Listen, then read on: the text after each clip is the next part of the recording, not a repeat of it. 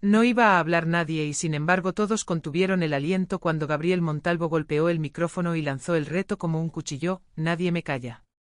En la penumbra del fondo, una mujer con delantal y manos de trabajar, Lucía, 41 años, la empleada que aprendió a ser invisible, se enderezó como si el sonido le hubiera tocado un nervio que llevaba años dormido. Las lámparas derramaban luz de oro sobre trajes caros y sonrisas de mármol, pero el brillo no alcanzó a cubrir el temblor que recorrió el salón. Ella alzó la mirada con la dignidad de quien no tiene foco, pero tiene memoria. Nadie esperaba que el primer hilo del telón lo tirara una voz de servicio, por eso, cuando esa voz se abrió paso, el silencio tuvo filo y la noche se partió en dos. Lo que iba a decir no era un capricho, era una verdad guardada como brasa. Las cabezas giraron despacio, en ese movimiento de película antes del desastre. Gabriel, el filántropo impecable de portadas y discursos, dejó que su sonrisa de estatua se agrietara apenas 1 milímetro. Él estaba acostumbrado a dictar guiones, a firmar cheques que compraban obediencias, a convertir cualquier sombra en foto conmemorativa. Ella, en cambio, estaba entrenada para borrar huellas, para sostener copas sin sonar, para cruzar salones como un susurro. Pero esa noche la costumbre se deshizo como azúcar en un vaso hondo. Señor Montalvo, dijo, si nadie puede callarlo, entonces hable de la noche del incendio, o hablará la verdad por usted. La orquesta se detuvo sin orden, los móviles se alzaron como luciérnagas, y la palabra incendio encendió cenizas que todos creían frías. El salón entero olía a flores caras y a miedo recién abierto.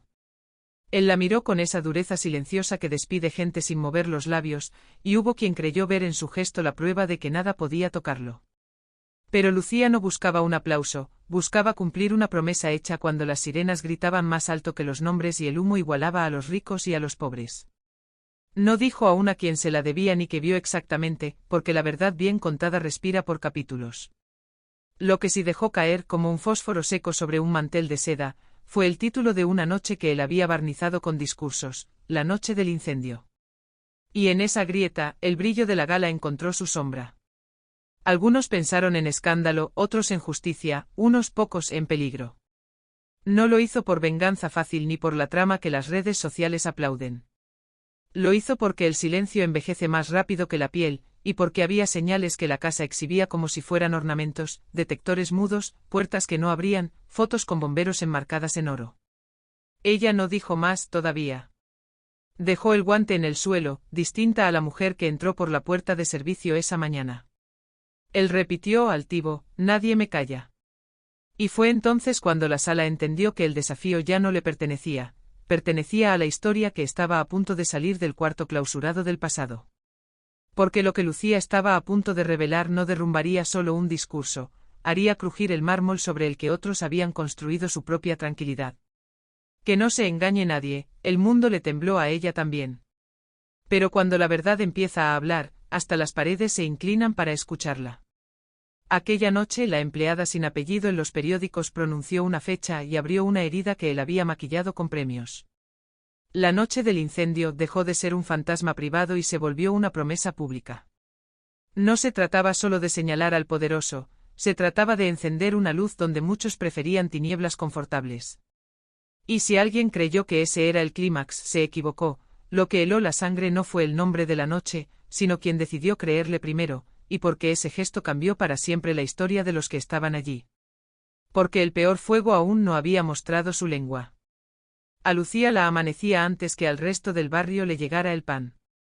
Tomaba el bus con los ojos húmedos de sueño y una libreta en el bolso donde anotaba listas que parecían inventarios de una vida aplazada: pagar la luz, llamar a mamá, ahorrar para el curso a distancia. Llegaba a la mansión Montalvo por la puerta del servicio, y el olor a metal y desinfectante le devolvía, como un espejo frío, la certeza de sus horas. Sabía exactamente cuántos pasos había entre la lavandería y el salón de mármol, cuántas copas necesitaban el paño de microfibra y cuántas flores duraban 3 días sin que se notara el cansancio. En ese mapa de rutinas, ella era exacta como un reloj sin pila, se movía para que el tiempo de otros luciera impecable. Pero algo llevaba meses rompiendo el compás: el detector de humo de la ala antigua, amordazado por una cinta roja que decía «en reparación», vibraba dentro de su cabeza como un mosquito invisible. Y si la rutina era un refugio, aquella pequeña alarma muda era la grieta por la que entraba el frío, prometiendo una historia que, si se contaba, haría crujir más que los techos. Gabriel Montalvo atravesaba los pasillos a media mañana con la sonrisa exacta de quien sabe dónde está la cámara incluso cuando no la ve. Saludaba a staff por nombre, regalaba frases que parecían generosas, y siempre había un fotógrafo de revista dispuesto a capturar su ángulo de benefactor. En el corredor principal, una fotografía enorme lo mostraba abrazando a bomberos bajo un cielo de humo. La leyenda, grabada en dorado, decía valor y reconstrucción. Cada vez que Lucía pasaba frente a ese cuadro, sentía en la lengua un polvillo negro que no venía del polvo, venía del recuerdo. Había proveedores que hablaban de ajustes en normas, puertas que se trababan por estética, y simulacros de evacuación que se postergaban con sonrisas profesionales porque ese día había prensa. Nadie lo llamaba negligencia, lo llamaban prioridades. Y en ese eufemismo brillante ella escuchaba el mismo crepitar que una vez le royó las costillas por dentro, obligándola a respirar como si tragar aire doliera. Lo que parecía retrato de heroísmo era, para ella, un espejo empañado que pedía con urgencia una mano sincera. En la cocina, Lucía encontraba calor de verdad. Martina, con los brazos hechos de pan y paciencia, le deslizaba un trozo de masa tibia y le decía, sin decir, come, que la vida afuera muerde. Julio, encargado de mantenimiento, olía a cable tostado y a lluvia vieja, tenía en la mirada la matemática triste de quien sabe que una tuerca floja no hace ruido hasta que decide matarte. Entre ellos, la mansión hablaba en un idioma de cejas levantadas, silencios coordinados y advertencias pequeñas que nunca se escriben en los manuales. Lucía compartía poco de su casa, una madre que la esperaba con la radio de fondo, cuentas que se enredaban como cables y una fe tozuda en que estudiar a distancia, algún día, podía doblarle el destino. No contaba, no aún, que una promesa hecha a oscuras le tiraba de la manga cada tarde, recordándole que hay deudas que no se pagan con dinero. Porque si los secretos tienen gravedad, el de ella era un planeta entero. Al terminar el turno cruzaba el jardín trasero y se detenía un minuto frente a la puerta metálica que daba a la ala clausurada. El seguro la llamaba zona en reforma, el personal, el silencio. Nadie entraba. Nadie preguntaba. Un día de lluvia, una luz delgada se encendió adentro como una luciérnaga cansada. Otro día encontró en el marco un fósforo viejo con el logo de un salón de eventos de moda, El Faro, el mismo que Gabriel había patrocinado cuando aún se le coronaba sin preguntas. Guardó el fósforo en el bolsillo como quien guarda una pregunta con filo, y a partir de entonces, cada vez que pasaba, la puerta parecía respirar, una exhalación de madera vieja, metal y memoria. Lucía no era una mujer dada a los miedos teatrales, su miedo era económico, práctico, mensurable. Pero aquel portón, mudo y terco, tenía la exactitud de un latido que no coincide con el del cuerpo. Y a veces, cuando apoyaba la palma sobre el frío del metal, juraba oír detrás un murmullo parecido a su propio nombre. No todos los motivos para quedarse eran cobardía. Cada salario a tiempo era una trinchera en un mundo que no perdona las arrugas ni aplaude la dignidad a secas. Cada gesto público de Gabriel, una beca, un hospital, una cuna, invitaba a dudar de las dudas. Lucía había llegado a esa casa después de trabajos cortos y promesas largas, de despedidas que no traían carta de referencia y de entrevistas en las que la preguntaban si pensaba formar familia, como si su respuesta pudiera ser parte del inventario. Necesitaba ese empleo para sostener la nevera y el alquiler, para ahorrar unas monedas hacia la clase que soñaba aprobar. Y por encima de todo, necesitaba sostener la promesa que una noche, con sirenas mordiéndole los oídos y humo vistiéndole los huesos, hizo en voz tan baja que solo el fuego la oyó. No diré aún a quién iba dirigida ni qué exacto juramento la mantuvo despierta tantos inviernos, diré sí, que cada cinta roja, cada puerta trabada, cada risa demasiado alta en los salones la empujaba un centímetro más hacia la verdad. Porque hay casas que se limpian con paños, y hay otras que solo se limpian cuando alguien se atreve a abrir la ventana que todos juraron clausurar. La primera vez que Julio la llamó por su nombre en un pasillo vacío, la voz le sonó a metal guardado demasiado tiempo. Lucía, 5 minutos en el cuarto de herramientas, dijo sin mirarla, como si estuviera recitando una rutina. Ella se secó las manos en el delantal y lo siguió por corredores donde la luz siempre parecía cansada. Julio cerró la puerta, apagó la lámpara y dejó encendida una linterna pequeña que dibujó sombras largas sobre estanterías de tornillos y cajas de fusibles. De su bolsillo sacó un pendrive envuelto en cinta adhesiva. «No me lo diste. No me lo pediste. Si te preguntan, no me viste», murmuró. Ella no era amiga de los objetos que cambian destinos, pero el rectángulo mínimo pesó como una piedra. «Correos». Planillas. Fechas. 6 años atrás. Antes del incendio. El aire del cuarto se hizo denso. Julio tragó saliva. Yo intenté arreglar el detector del ala antigua 30 veces. 30. Siempre me pedían que esperara al comunicado. Que cambiara el orden de prioridades. Lucía no supo qué decir, supo en cambio que su promesa, la que creía dormida, acababa de abrir los ojos. Afuera un carrito de limpieza chilló como si confirmara que la casa había escuchado, y que el secreto ya no cabía en el bolsillo de nadie. Pero lo que haría crujir de verdad el suelo llegaría horas después, y con una brutalidad que olía a papel quemado. Esa tarde Julio ya no estaba en la nómina. Recorte, dijo el mayordomo con un gesto de hombros que no alcanzó a ocultar el temblor de su mandíbula. Lucía preguntó poco, observó mucho. Un camión sin logo se llevó 2 cajas del taller. La puerta de la zona clausurada apareció con una marca nueva, como si alguien hubiera intentado forzarla o cerrarla a toda prisa. En el cambio de turno, Martina le dejó un trozo de pan más grande que de costumbre y un roce en la muñeca que se parecía a un rezo. No te metas, susurró, y ese consejo viejo como el mundo rebotó contra algo más joven y más terco dentro de Lucía. Cuando el pasillo se vació, volvió a la puerta prohibida con una ganzúa improvisada hecha de cuchillo de mantequilla y paciencia acumulada. El metal cedió como cede un recuerdo cuando por fin lo nombran. La habitación olía a humedad y a un humo antiguo que se había negado a irse del todo. En el rincón, una caja chamuscada, documentos medio pegados, esquinas negras, una carpeta con el sello de una firma legal que ella reconoció con un golpe de estómago. La misma firma que años atrás le había puesto delante un papel con cifras, promesas y una cláusula de silencio grabada como un candado. Dentro contratos de confidencialidad, listas de personal de eventos, un inventario de detectores temporalmente desactivados por estética, y entre hojas que aún guardaban olor a susto, un fósforo con el logo de El Faro. El latido de Lucía cambió de compás y la palabra temporalmente le sonó a chiste cruel. Si alguien había estado dudando todavía, ese fósforo con historia vino a prender la certeza. Y sin embargo lo más oscuro seguía aguardando bajo otra tapa. En su apartamento esa noche la pantalla del portátil reflejó un rostro que no siempre le pertenecía, el de una mujer que ya no tenía dónde esconder las manos. Abrió el pendrive. Correo 1, sirena de pasillo norte desactivada horas previas a evento de beneficencia. Coordinar con prensa, no alarmar donantes. Correo 2, sprinklers del salón principal, dejar válvulas cerradas hasta fin de ceremonia. Revisión técnica después del acto. Prioridad, estética de las lámparas. Correo 3, si ocurren preguntas, derivar a legal. Mensaje unificado, todo conforme a normativa. Había fechas. Había nombres. Había confirmaciones de recepción.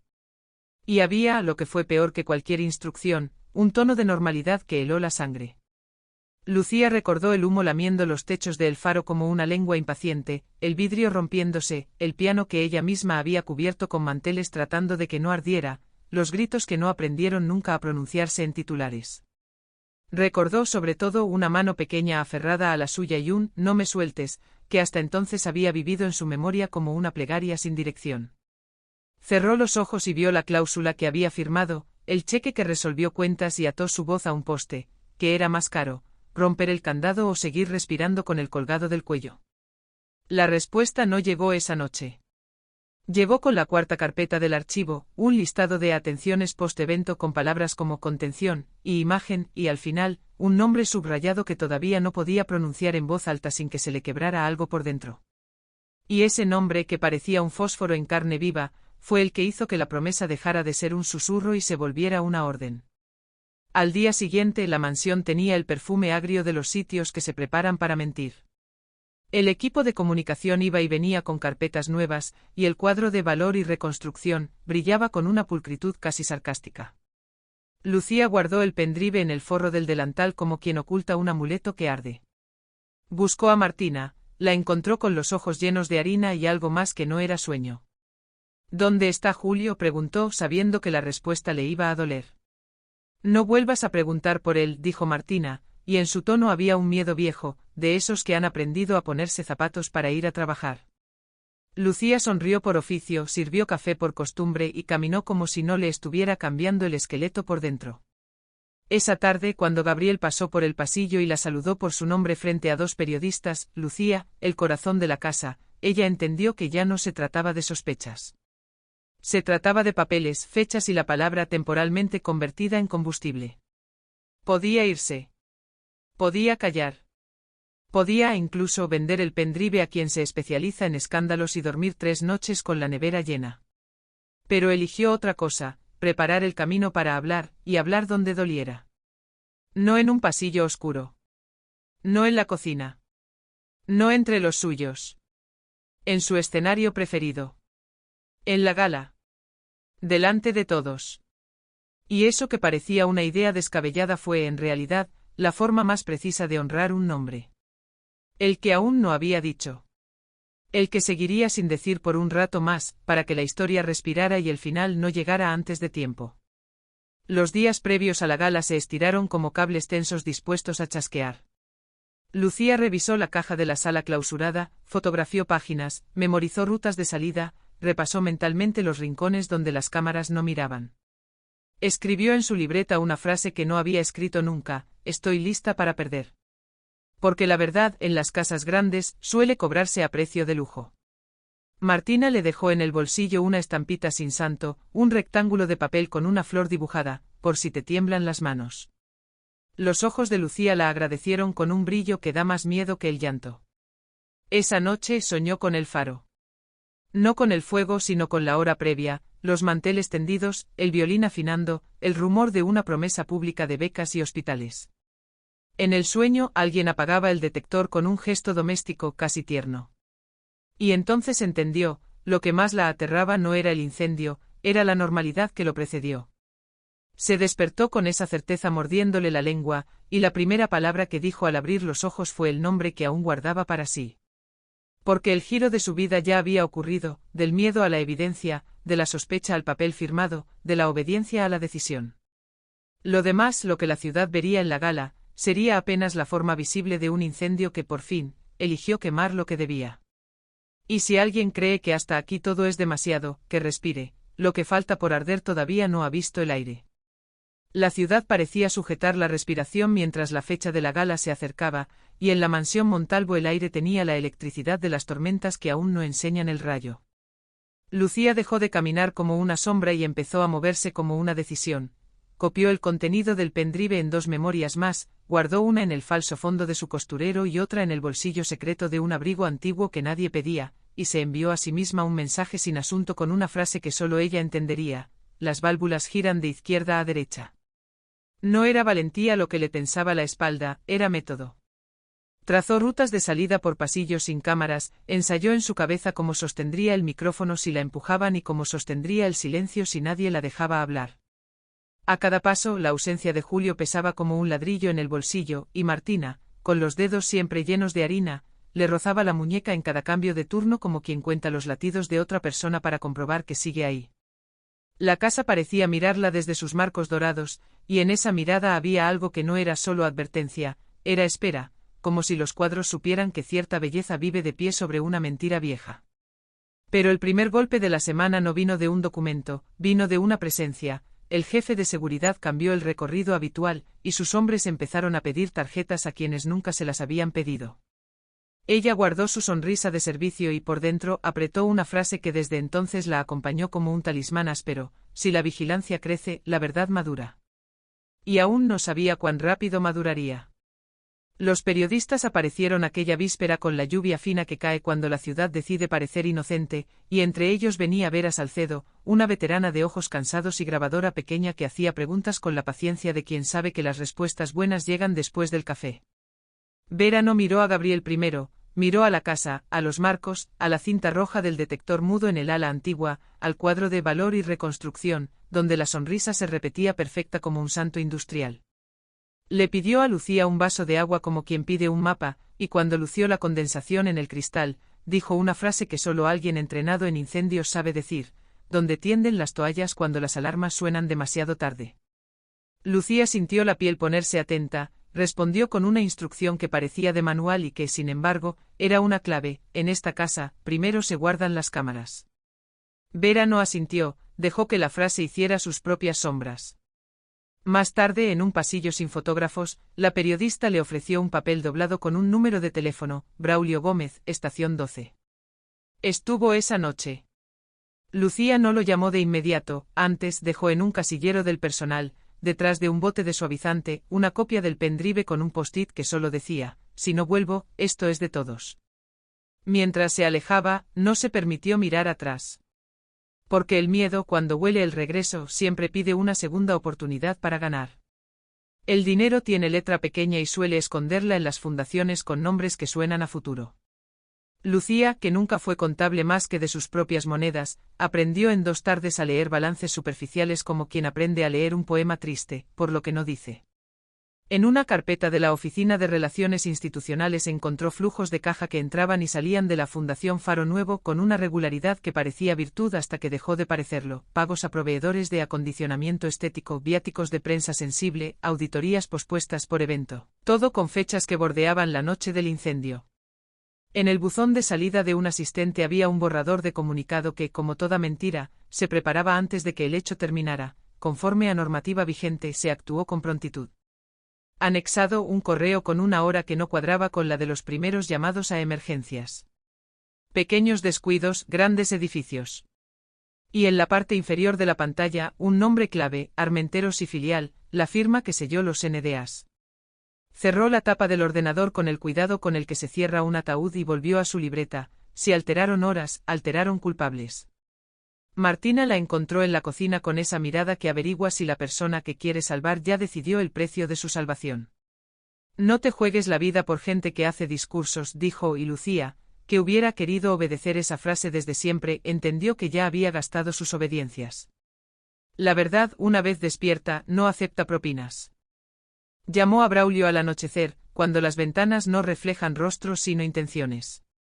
La voz del bombero sobreviviente tenía cicatrices propias, el timbre de quienes aprendieron a contar historias sin abusar de la épica. Yo vi esas válvulas, dijo, vi a un chico de mantenimiento pedir permiso para abrirlas, y vi a un traje caro decir después de la foto.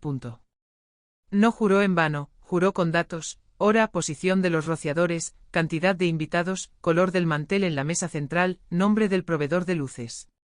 Lucía no tomó notas, tomó aire.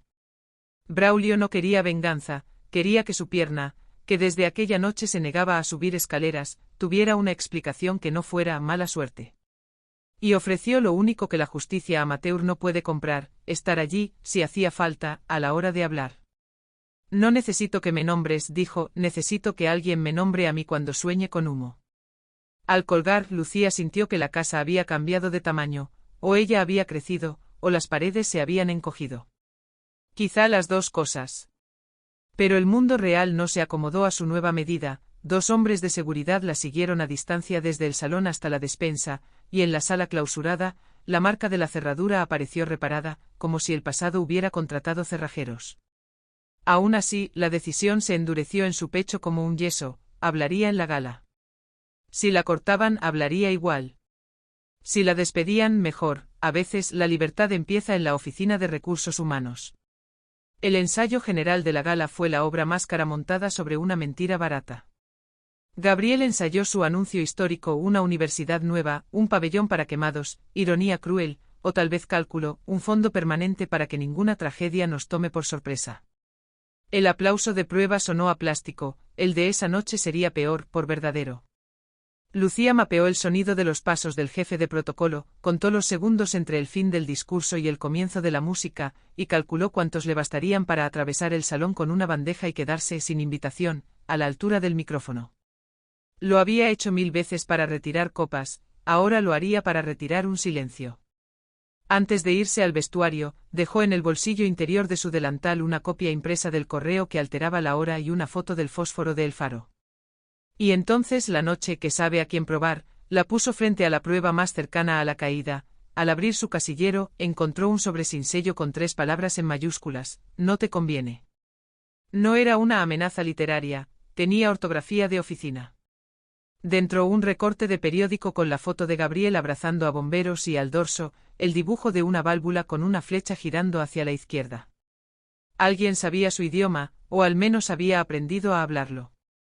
Ella apoyó la espalda en el metal frío, dejó que el susto hiciera su trabajo y que la decisión hiciera el suyo. Cuando salió al pasillo, sonrió a nadie en particular. Porque el miedo, bien administrado, también es un instrumento. Y si el plan estaba expuesto, aún faltaba el detalle que nadie había calculado: quién sería el primero en creerla, y qué precio tendría ese acto frente al dueño del micrófono. La gala no empezó, se desplegó como un telón que ya venía a media altura desde la tarde. La orquesta afinó para que el mármol brillara, los fotógrafos hicieron su danza con flashes, y el equipo de comunicación de Montalvo acomodó sonrisas como si fueran centros de mesa.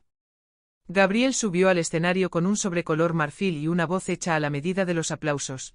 Habló de cicatrices que enseñan, de no volver a tropezar con la misma llama, de un legado histórico que garantice que el dolor de ayer sea el aprendizaje de mañana. La pantalla detrás de él mostró planos de un pabellón reluciente, camas con sábanas perfectas, niños riendo en animaciones de colores. Los invitados, esa fauna brillante que cree que la bondad se pesa en gramos de oro, asentían con un fervor cómodo. En el fondo, sosteniendo una bandeja que pesaba menos que su promesa, estaba Lucía, medida y de pie, con la certeza metida en el bolsillo y el miedo afilado en los hombros. Vera, desde una mesa lateral, mantenía la grabadora en silencio pero encendida. Braulio, apoyado en un bastón discreto, ocupaba una silla cercana al pasillo central, con la espalda tensa y los ojos en el escenario. Cuando Gabriel dijo: «Este fondo permanente cuidará a quienes la vida marcó con fuego», el proyecto entero sonó a absolución anticipada. El salón se inclinó hacia el discurso como un campo de girasoles siguiendo al sol. Parecía que la noche entera había sido diseñada para cerrar heridas. Parecía. Porque el dueño del micrófono, en un gesto tan calculado como peligroso, decidió entonces llamar a alguien por su nombre: «Lucía, ven. La familia se celebra en público». Hubo un oleaje de sorpresa, sillas desplazadas, un coro de «oh» que se apagó rápido para dejar lugar a los aplausos. Gabriel ofreció su mano como se ofrece una escalera, y Lucía subió con el pulso controlado a latigazos. «Ella es el corazón de esta casa», dijo él, «y hoy quiero anunciar que financiaré sus estudios, que nadie se quede donde nació si puede aprender a volar». La frase cayó redonda, y el salón estalló en esa emoción de boutique que todo lo perdona. Martina, desde la cocina, secó una lágrima que le sobró de los ojos. Algunos invitados grabaron el momento como si se tratara de una escena final. El jefe de protocolo acercó un pequeño ramo de flores, la cámara principal enfocó el abrazo, y Gabriel inclinó la cabeza hacia ella, suficiente para que la gente creyera que estaban a salvo. «¿Quieres decir algo?», preguntó él, generoso, confiado en la bóveda de su narrativa.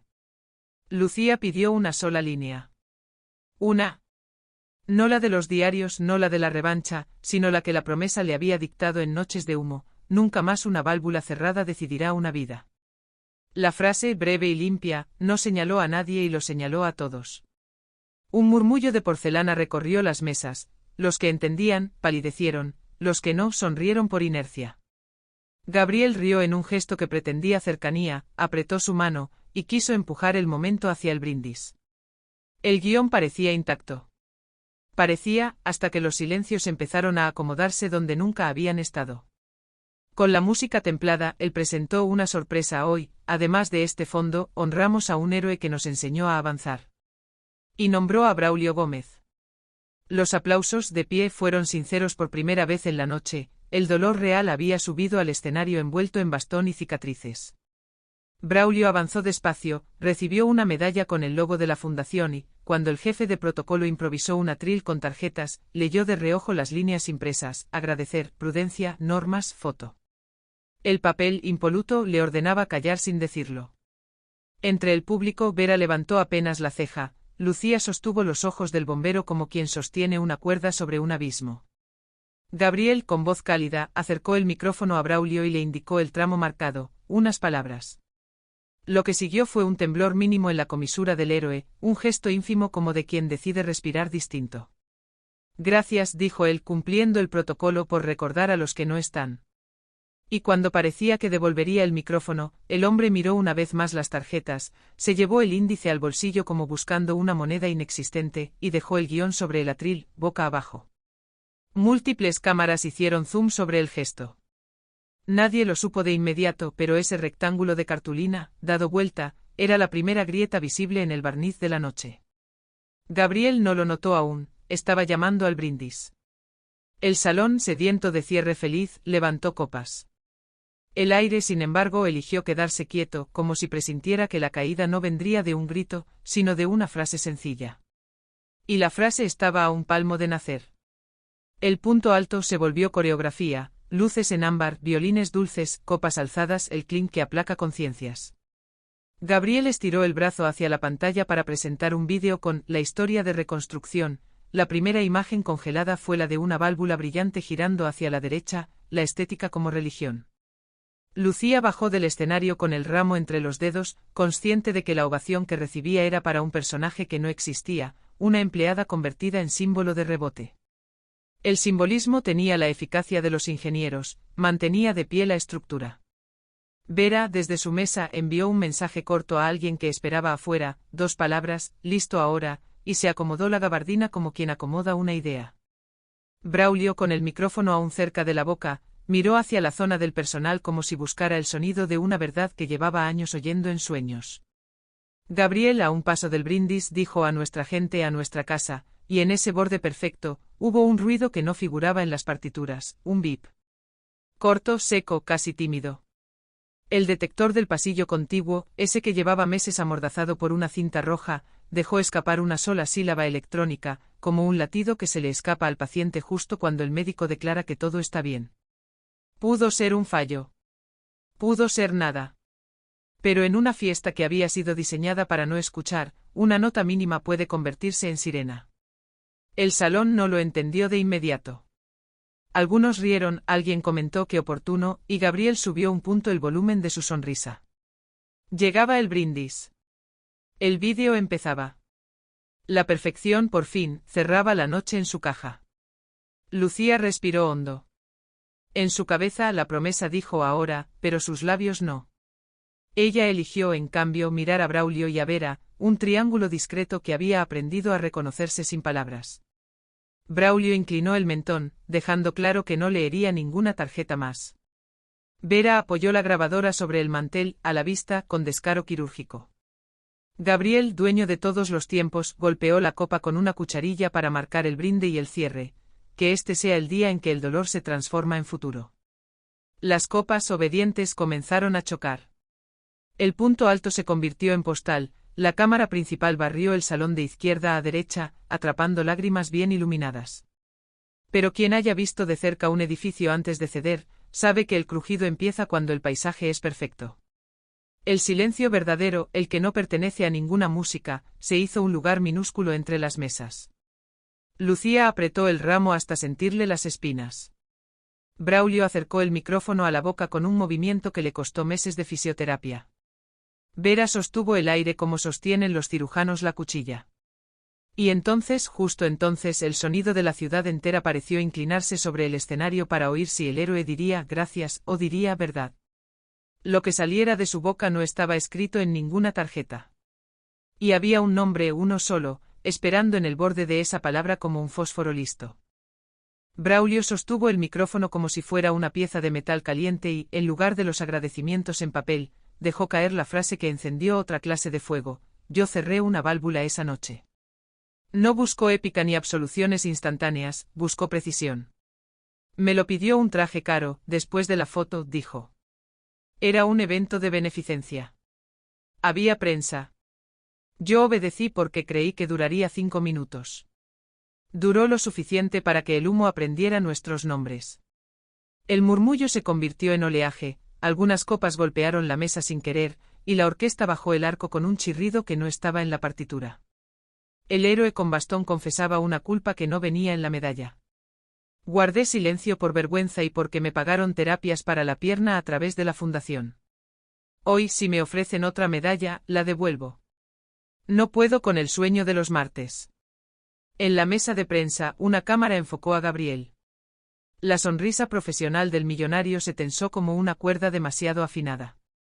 Estás confundido, Braulio, dijo con ese tono barnizado que usa el poderoso cuando decide volver normal lo que no lo es. En emergencias hay decisiones imperfectas. Hizo un gesto al jefe de protocolo para ir al brindis, como si un golpe de copas pudiera barrer un mea culpa. Pero el salón ya había cambiado de gravedad. Nada iba a obedecer a la música como antes. Y lo que aún no sabían era que la siguiente voz tiraría de un hilo más antiguo que cualquier discurso. Vera Salcedo no se levantó, apoyó la grabadora sobre el mantel con la paciencia de un cirujano que muestra el bisturí antes de abrir. Hay ensayos con alarma en silencio, señor Montalvo, dijo sin gritar, indicaciones de que los detectores no asusten patrocinadores. No mostró papeles todavía, mostró la calma de quien tiene reloj y pruebas. Gabriel intentó recuperar el control con una frase que había funcionado toda su vida: nadie me calla. La repitió con el micro medio bajado, como si la autoridad también fuera inalámbrica. Entonces el pasillo contiguo, ese donde el detector respiraba con cinta roja, dejó escapar otro bip, tímido, casi infantil, como si la casa decidiera darse la razón a sí misma. Dos hombres de seguridad se movieron hacia el penal de emergencias, uno buscó el interruptor maestro. Lucía, a un costado del escenario, reconoció el panel porque lo había visto 30 veces sin tocarlo. Esta vez leyó en rojo: válvulas manuales, pendiente. No sabía quién las había tocado, si un fantasma llamado Julio o la torpeza de un recambio. Supo, sí, que la noche había dejado de ser un espectáculo. El bip volvió corto, insolente. Fallo técnico, dijo alguien, demasiado pronto como para no haberlo ensayado. Vera no sonrió ni frunció el ceño. Registró el sonido y guardó, en su memoria, los rostros que se giraron hacia la puerta clausurada. Porque la prensa verdadera también sabe contar sonidos. Y detrás del bip venía la frase que, de una vez, sacaría el fuego de los álbumes y lo pondría en la mesa. Lucía no tomó el micrófono. Tomó el silencio.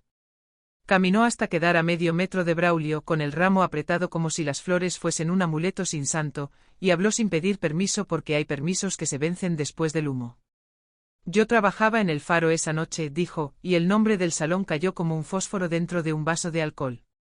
Me hicieron firmar un papel para callar. Me pagaron con promesas y con un cheque con olor a ceniza. Y lo acepté porque una niña me agarró la mano y no la solté hasta que nos sacaron al aire limpio. No lloró. No bajó los ojos. No estoy aquí para venganza, estoy aquí por una promesa. El foco principal se movió como si obedeciera a otra lógica, capaz de iluminar a quien no llevaba lentejuelas. Gabriel amagó un todos sufrimos, un miren lo que construimos después, un la vida nos enseña, pero la frase se quedó en su garganta como se quedan las astillas, incómoda y peligrosa. El salón dejó de aplaudir. Empezó a escuchar.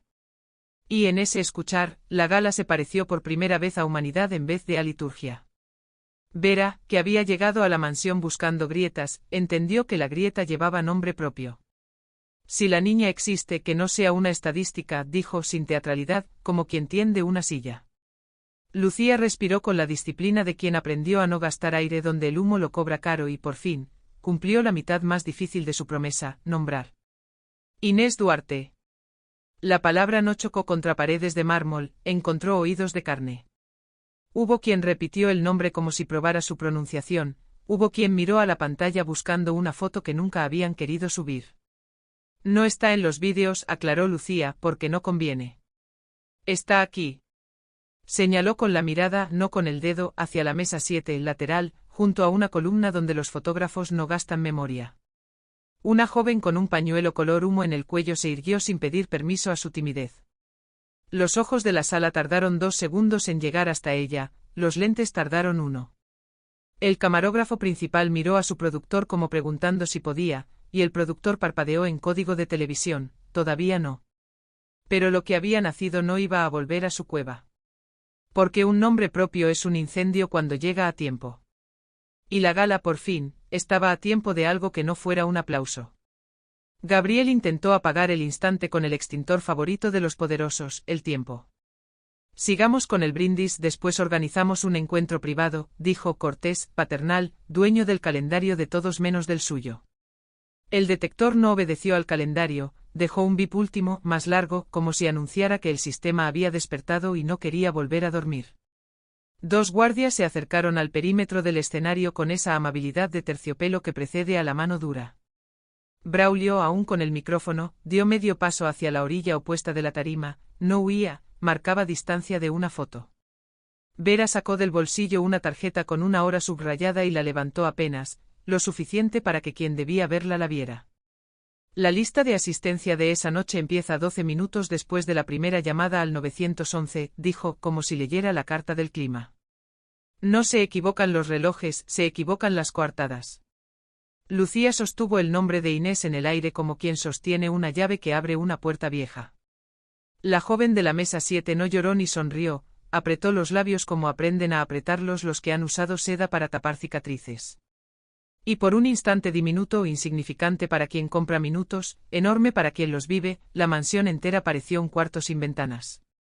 A punto de elegir si abrir o no abrir. Esa elección, lo sabrían después, no la haría el dueño del micrófono. La tensión no rompió por el lado del grito, sino por el lado de la palabra precisa. Yo vi al hombre del traje, dijo Braulio, no sé su nombre, pero sí sus gemelos, un faro en miniatura. Un detalle que hubiera sido anécdota en cualquier otra noche se volvió geografía. El faro era el logo de la fundación, el faro era el salón incendiado, el faro era el adorno que alguien eligió ponerse en la muñeca para que las fotos cerraran un círculo. Vera apuntó mentalmente a un puñado de trajes con joyas personalizadas. Gabriel, con una sonrisa que ya no llegaba a ninguna parte, dio un paso lateral para cortar línea de cámara entre Lucía y la mesa 7. Sutil, medido, ineficiente. Porque la palabra ya había tejido su propia coreografía. No vine a arruinar su brindis, dijo Lucía, vine a que no se vuelva a brindar con válvulas cerradas. Hubo un aplauso breve aislado, que otros decidieron no seguir por miedo a equivocarse de bando. Inés, como si escuchara una música que el resto no, recogió el pañuelo del cuello y lo dobló con el cuidado de quien reconoce que un gesto puede ser un testimonio. El borde inferior dejó ver una línea de piel nueva, distinta, que no pedía lástima sino nombre. Y entonces quedó claro que la mitad de la historia estaba contada. Faltaba la otra mitad, la que diría quien giró la manija, quien cobró los seguros, quien compró silencios. La gente respiró como se respira antes de un diagnóstico. Nadie sabía que la respuesta no iba a salir de un correo, sino de una sangre.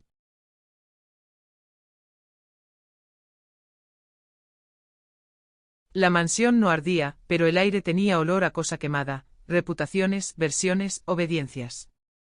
Tras el bip del detector, los guardias avanzaron con gentileza de terciopelo y urgencia de decreto, intentando despegar micrófonos de manos que ya no obedecían coreografías.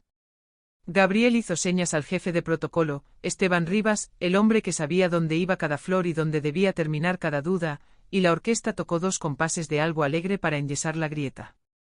No funcionó. El salón se había llenado de una música distinta, el murmullo del «¿escuchaste?», que hace trizas los pactos de silencio. Vera se acercó a Inés sin invadirla, con el cuerpo 2 pasos delante de su grabadora, y formó con ella y Lucía una isla pequeña, humana, en medio del mármol. No te van a sacar a la fuerza, prometió con voz baja, y Braulio, aferrado a su bastón, asentía como quien firma un acta con el cuello. Gabriel propuso seguir celebrando y posponer los matices para mañana. El salón intentó obedecerlo por costumbre. Pero cuando la costumbre se golpea con un nombre propio, pierde el equilibrio. Y aquella noche el nombre ya estaba en la mesa.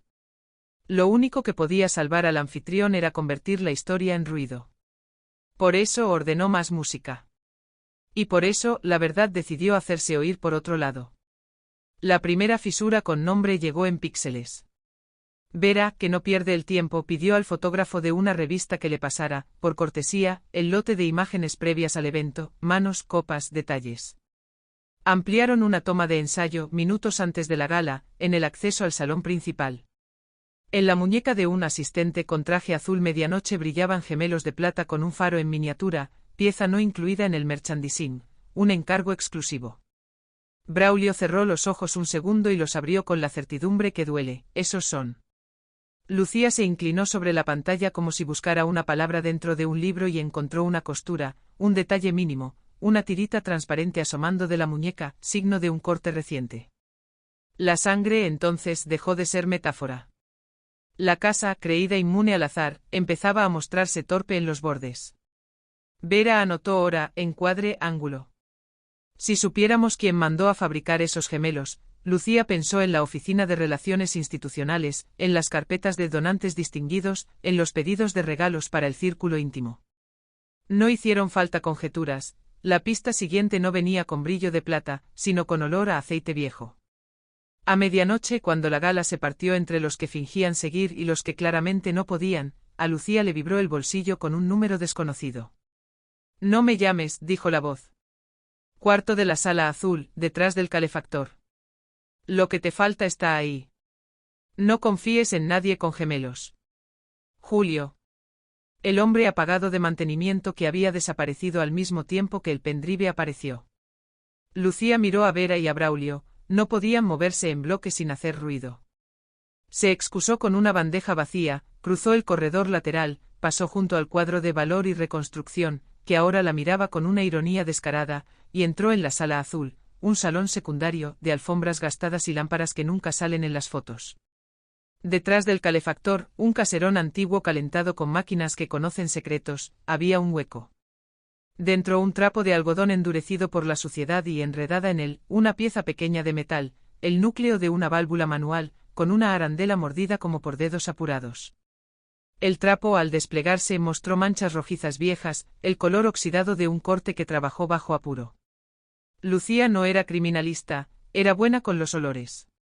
Y ese olía a mezcla de sangre y líquido anticorrosivo. En la esquina del paño, bordadas en hilo casi borrado, las iniciales ER, el sello doméstico de una lavandería que marcaba toallas del equipo de protocolo. El corazón le golpeó las costillas como para abrirlas. El hombre del traje, el de después de la foto, el de los gemelos con faro, no era un fantasma. Tenía nombre, Esteban Rivas. Y el hallazgo, pequeño como un candado de cajón, abría una puerta gigantesca. Pero faltaba la llave grande, por qué girar la válvula y por qué comprar silencios. Cuando Lucía volvió al salón, la escena había mutado. Gabriel sonreía con la mandíbula, no con los ojos, mientras prometía, en voz justa para las cámaras, pagar becas, tratamientos, cursillos, lo mismo que había prometido 6 años atrás con una diferencia. Ahora miraba de reojo hacia el perímetro buscando a Esteban y no encontrándolo. Vera recibió el trapo en una bolsa de plástico que le pasó un camarero aliado. Las redacciones se construyen también en cocinas, y marcó un mensaje a una abogada forense con la que había compartido un juicio por negligencia años antes. No podemos llevarnos nada aún, dijo, pero sí podemos fotografiar. Braulio, con la atención dividida entre la tarima y la puerta, murmuró un dato que parecía suelto: los seguros pagaron rápido. Demasiado. Lucía recordó los balances de la Fundación Faro Nuevo, los viáticos para prensa sensible, y los borradores con horas alteradas. Recordó sobre todo una ficha clínica vista de reojo, en la que Inés figuraba como rescatada a las 10:41, mientras la primera llamada al 911 marcaba 10:29. 12 minutos. Los mismos que Vera había señalado. Los mismos que a veces cuestan una vida cuando una válvula no quiere girar. La escalada ya no era abstracta. Si el trapo hablaba de un quién, las horas hablaban de un cómo, y la pregunta que faltaba, el por qué, escupía un nombre que no debía estar en un documento: tutor provisional, GM, junto al ingreso hospitalario de Inés. ¿En qué momento el benefactor se convirtió en tutor? ¿Y por qué ese vínculo nunca contó para ayudarla a ser escuchada? Lo que asomaba no era solo negligencia. Era control. La biblioteca no aguantó más el peso de lo no dicho y el conflicto se desbordó hacia el vestíbulo como un río que encuentra de golpe el cauce correcto. Los vidrios altos devolvían una mansión impecable por fuera y por dentro, un temblor organizado, fotógrafos en la puerta, murmullos que chocaban con el mármol, un equipo de seguridad tratando de coser con hilo de protocolo una tela ya hecha jirones. Gabriel intentó recuperar la partitura con el gesto que lo había sostenido años, levantó la barbilla, clavó mirada y dijo, claro, esa sentencia que pretendía cerrar todos los temas: nadie me calla. La frase resonó con eco de salón, pero no halló obediencia.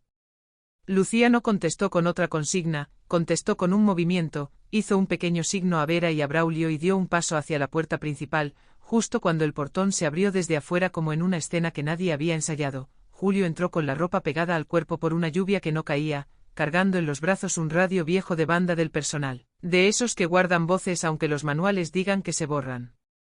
Si me paran aquí, hablo en la estación 12, dijo con el tono limpio de quien ya quemó sus miedos. El jefe de protocolo, Esteban, fue a interceptarlo. Braulio se interpuso con su bastón, y Vera, en un gesto casi doméstico, conectó el radio a un pequeño altavoz portátil que había sacado de su bolso como quien saca una navaja de precisión. No hubo redoble de tambores. Hubo estática. Y después de la estática, una voz.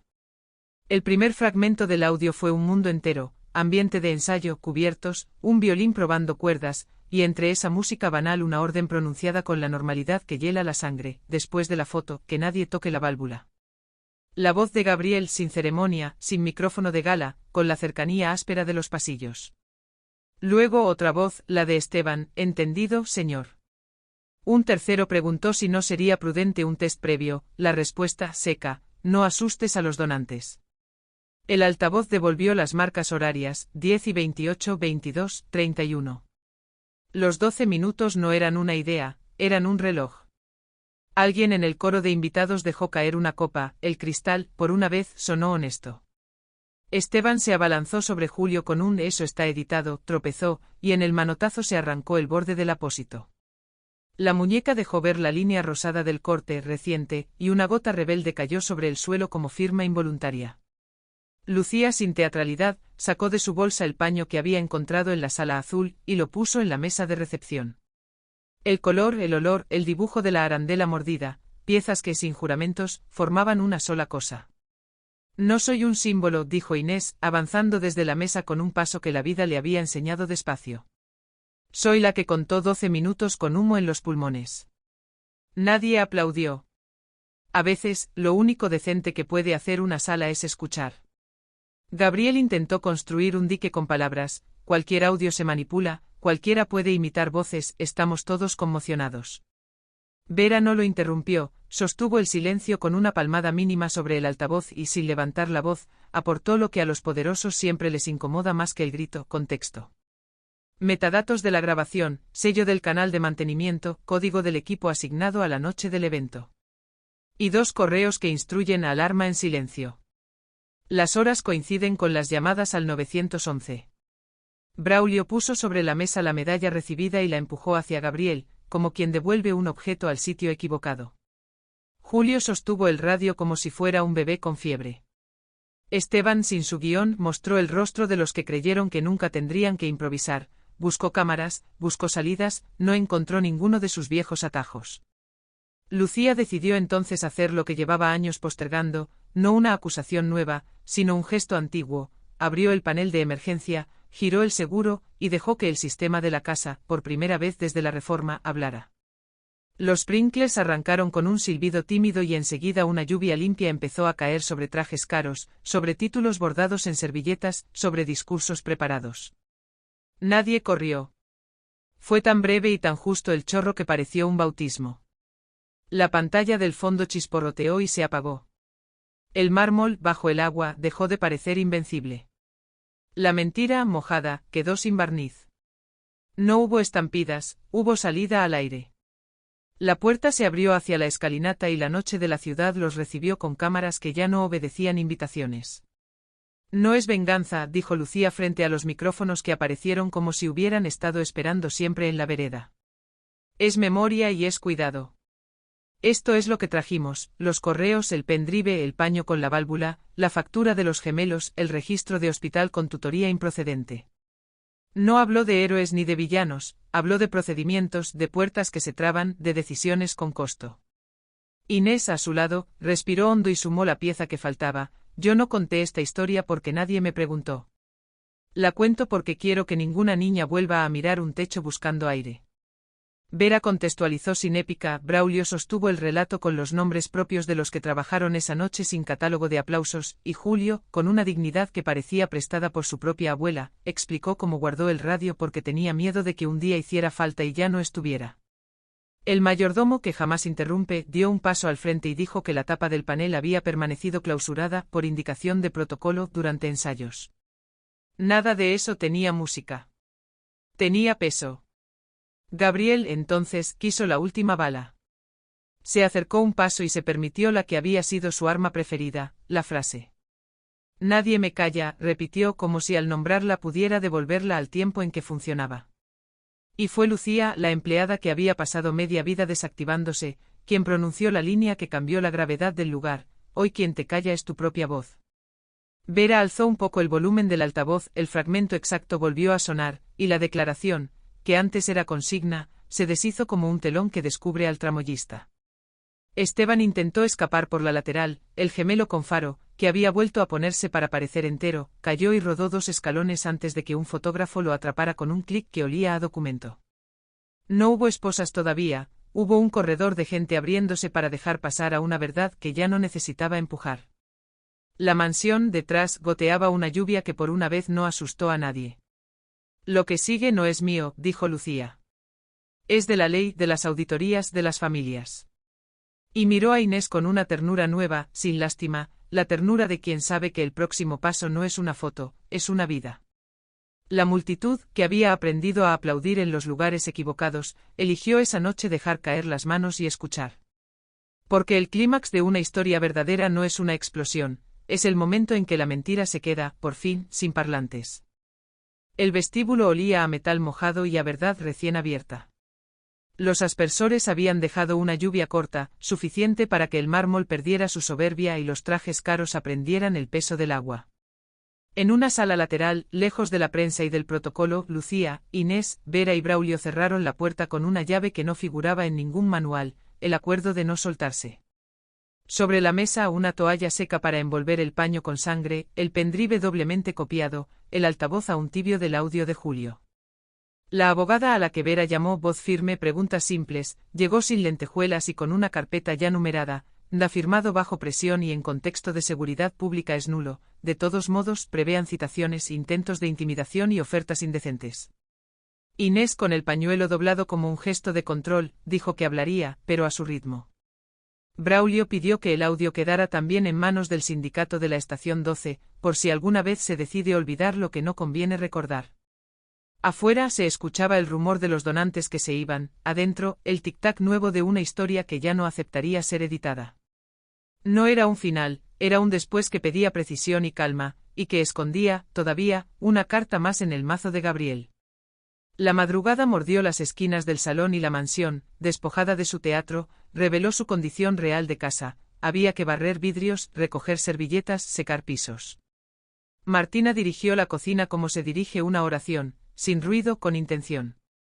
Algunos del staff firmaron discretamente sus renuncias, otros llevaron café a la mesa de pruebas con manos que temblaban de miedo y alivio a la vez. Esteban desapareció con una discreción de manual, en su casillero, un solo gemelo con faro, sin pareja, brillaba como un error en mitad de una hoja perfecta. 2 agentes de policía, no la caballería, apenas la insistencia del Estado, preguntaron por el panel de emergencias y se llevaron fotos, nombres, horarios. Vera, tenaz en los detalles, entregó copias y retuvo originales. Cadena de custodia, repetía como quien reza. Julio declaró con frases cortas, sin épica: guardé el radio porque pensé que algún día haría falta. Gabriel intentó un comunicado desde su oficina cerrada, pero las palabras, esa noche, le quedaban grandes, nadie quiso ser el primero en leerlo en voz alta. Y sin embargo en los pasillos sobrevivía la pregunta que no había visto cámara: ¿qué hacía su firma junto al nombre de Inés en el hospital a las 11:04? La duda quedó pegada a las paredes como olor a humo viejo, prometiendo volver con luz de mañana. La mañana llegó con ese tono gris que tienen los días después de una verdad incómoda. Lucía bajó del bus con la ropa aún húmeda y una claridad rara en los ojos. No era triunfo, era dirección. En su mesa de cocina, junto al jarro de agua, la esperaba su madre con una simpleza que dolía: pan tostado, una radio apagada y un TV que contenía orgullo y miedo. Hablaron sin adornos: van a decir cosas, no te defiendas con gritos, defiéndete con papeles, aconsejó la mujer, sabiendo por instinto lo que una abogada formula con leyes. El teléfono sonó, era la escuela nocturna del barrio, confirmando que había lugar en un curso rápido de prevención y normas básicas contra incendios, con beca cubierta por un fondo vecinal que no llevaba apellidos ilustres. Lucía aceptó, pero puso una condición: no haría fotos, no sería caso de éxito de nadie. Su nueva ruta no necesitaba reflectores, necesitaba manuales, conductos regulares, paciencia. Colgó, respiró como quien vuelve a estrenar pulmones y marcó otro número: Vera. Hoy a la tarde nos reciben en el hospital, informó la periodista. Archivo clínico, ingreso, tutorías. No esperes milagros, espera ventanas mal cerradas. Lucía sonrió con una esquina de la boca. A veces, la esperanza se parece mucho a una ventana entornada. Inés se presentó en el hospital con la fuerza discreta de quien aprendió a negociar su propia voz. No aceptó ser guiada por relaciones públicas, pidió archivo, pidió la constancia de ingreso, pidió la hoja que llevaba el tutor provisional, GM. La funcionaria miró papeles y antes de negar, comió tiempo, esa forma elegante del no que intenta derrotar al sí por agotamiento. Vera citó artículo y reglamento, Braulio, con su bastón, ocupó el espacio justo para impedir que un vuelvan mañana cerrara la escena. La hoja apareció fotocopia con sellos cansados y nombres que se repetían en la nómina de la fundación de Gabriel, un consejero del hospital también figuraba como asesor externo de la Faro Nuevo. El mapa del poder dibujaba, sin querer, sus calles interiores. Aquí hay conflicto de interés, dijo la abogada, señalando con lápiz para que quedara marca. Nadie gritó, nadie aplaudió. Documentaron. Y cuando salieron al sol pálido del mediodía, Inés se detuvo en la puerta de urgencias, tocó el vidrio con la yema de los dedos y cerró los ojos un instante. Yo entré aquí sin nombre, hoy salgo con uno que me pertenece. Esa frase se quedó como se quedan las buenas frases, sosteniendo el peso de las horas. Faltaba que el peso cambiara de dueños. El resto del día fue menos película y más vida. Braulio envió un mensaje a la jefatura, ofreció dar un módulo de capacitación a los reclutas sobre errores que cuestan vidas, sin medallas y sin discursos. Julio volvió a su taller pequeño con una mezcla de alivio y miedo, sabiendo que el teléfono puede traer tanto amenazas como agradecimientos, dejó el radio antiguo sobre una repisa, como quien deja una reliquia que ya cumplió su misión. Martina acomodó el horno y con la primera tanda de pan, visitó a la madre de Lucía, hay que comer cuando la verdad abre huecos. Lucía en su cuarto ordenó la libreta que antes era de plegarias y ahora parecía un índice del futuro, horarios del curso, emails de la abogada, una lista de personas de la mansión que querían declarar si otros declaraban primero. No hubo música ni cámara, ni una frase para bordar en cojines. Hubo platos que lavar, ropa que tender, un mensaje de Vera con 2 palabras, audiencia confirmada, y un silencio amable que por fin no dolía. Lo llamaron después, pero se sentía inicio. Y sin embargo las historias que importan no cierran con el primer respiro. Esa noche, un sobre sin remitente entró por debajo de la puerta de Lucía, con una copia de la factura de los seguros de El Faro, un margen subrayado y una nota mínima, revisión anticipada, aprobación express por Consejo GM. La pieza que faltaba levantó la cabeza. El final digno estaba cerca, y aún guardaba un giro más. La ciudad aprendió a la fuerza, un nuevo idioma de puertas abiertas. En la semana que siguió, la mansión dejó de ser escenario y se volvió expediente, peritos con linternas, números pegados a las paredes, fotos sin glamour, el panel de emergencias abierto como la caja torácica de un animal que por fin respira. Gabriel, rodeado de trajes sobrios, anunció su pausa en el consejo de la fundación. No era pausa, era retirada bajo presión. Esteban intentó salir de madrugada con una carpeta plana como una mentira bien planchada. En la puerta lo esperó la palabra que menos tolera el mármol, cadena de custodia. Lo detuvieron sin epílogos, con la modestia burocrática de los hechos que importan. Vera llevaba un cuaderno más grueso que de costumbre, no buscaba frases, buscaba fechas, firmas, sellos. Y la línea que unía todo, la válvula, el audio, los 12 minutos, llevó a paso firme a un despacho donde las historias que si cambian cosas se escriben con tinta que mancha. En el hospital, el cristal que había visto entrar a Inés sin nombre devolvió por fin, documentos con correcciones oficiales. La abogada compareció con la precisión que no grita, tutor provisional, GM, revocado con efecto retroactivo por conflicto de interés. La funcionaria, cansada de los atajos que otros toman, admitió sin adorno que la firma había activado una cláusula de aseguradora pensada para menores sin adulto responsable en radio inmediato de familia. No fue cuidado, fue control y velocidad de pago. Con esa rúbrica, el tablero se inclinó a favor del relato que lo absolvía. Inés escuchó la explicación sin quebrarse, no buscaba un villano perfecto, quería un sistema con puertas derechas. El papel quedó sellado y la palabra reparación dejó de ser consuelo para convertirse en trámite vivo, terapia, beca real, acompañamiento legal sin logotipos de gala. Braulio, testigo de todo, apoyó la mano sobre la mesa y pidió algo que no suele pedirse en oficinas, tiempo honesto. Y lo consiguió. La investigación desnudó un mapa chico y feroz, el consejero del hospital resultó asesor externo de la fundación. La aseguradora admitió que aceleró instancias por recomendaciones de confianza. El Departamento Municipal de Seguridad Incendios actualizó protocolos sobre válvulas manuales y alarmas en silencio. Julio, ya sin el miedo crudo en la garganta, fue citado como perito en auditorías de salas de eventos. Su radio viejo, convertido en evidencia, descansó en un sobre marrón con su nombre. Vera publicó no un estallido, sino una serie, 12 minutos, capítulos donde ningún adjetivo se comió un dato. Martina abrió al público un horno que olía a pan y a promesa, llamó a su panadería, la estación 12, y colgó detrás del mostrador un cartel que decía, aquí se sube la alarma si algo huele raro. Y Lucía, que toda la vida fue exacta para sostener copas, empezó a ser exacta para sostener vidas. Curso nocturno de prevención, apuntes limpios, dedos que aprenden el lenguaje de las válvulas y una idea con nombre recién pintado, válvula abierta, talleres gratuitos en parroquias y clubes de barrio para que las urgencias no necesiten héroes, solo hábitos. Gabriel compareció ante un juez con los mofletes color de mármol y el cabello sin cámaras que lo auxilien. Dijo contexto, dijo presión, dijo ambigüedad. El audio dijo otra cosa. Los correos, otra. El paño con sangre, más. Esteban pactó contar lo que sabía a cambio de un invierno menos largo y en su relato apareció, con puntualidad de relojero, la escena del después de la foto.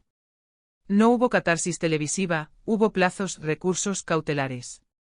La familia de quienes no volvieron de El Faro se presentó con retratos temblorosos y la dignidad exacta de los que nunca tuvieron micrófono. Inés eligió no estar en el banco de los flashes, dejó una declaración serena, con fecha, y se fue a su curso de dibujo con el pañuelo en el bolso, no en el cuello. No soy símbolo, soy persona, repitió cuando alguien la llamó rostro de la tragedia. Y esa frase, calmada como lluvia a tiempo, fue la brújula ética de todos los que la rodeaban. El Faro, ruina que había sido sarcófago de silencios, se abrió meses después como centro comunitario de prácticas, simulacros con escuelas, charlas con madres, recorridos de bomberos novatos guiados por Braulio, que ahora medía las salas con la vara humilde de quien aprendió a la mala. Lucía y él fundaron con la Asociación de Vecinos una rutina, cada miércoles sin válvulas cerradas, revisión de detectores, mapeo de salidas, digestión de miedos con café. Vera apareció a veces sin grabadora, solo para escuchar cómo la ciudad inventaba su propia forma de avanzar. La prensa intentó coronar a un héroe, la ciudad, por fin, prefirió coronar a un método. Y cuando alguien preguntó dónde estaba la épica, Martina sirvió pan caliente y dijo, aquí. En que hoy un bip suena y nadie lo tapa con música. En la ceremonia sobria en que se reconoció a los equipos que cambiaron protocolos, no hubo alfombra ni champañe. Hubo sillas de plástico, un pequeño atril y una placa sin dorados, a quienes abrieron válvulas. Lucía no subió al escenario, se quedó al costado mirando como un grupo de chicos de secundaria hacía, por primera vez, un recorrido de salida sin titubeos. La madre de Lucía, con un vestido que había sido de bodas y ahora era de orgullo, le apretó el brazo como primera vez en jardín de infantes. Te veo distinta, dijo. No más grande, más tú. Y en esa frase que no buscaba la X, Lucía encontró el exacto color de su reencuentro con la vida. Ya no era la empleada que se apagaba para que otros brillaran, era la adulta de 41 que encendía luz donde antes solo había prestigio. Hubo, como siempre, sombras que patalearon. Un editorial habló de caza de brujas contra filántropos. Una mesa de televisión preguntó si no había exageración.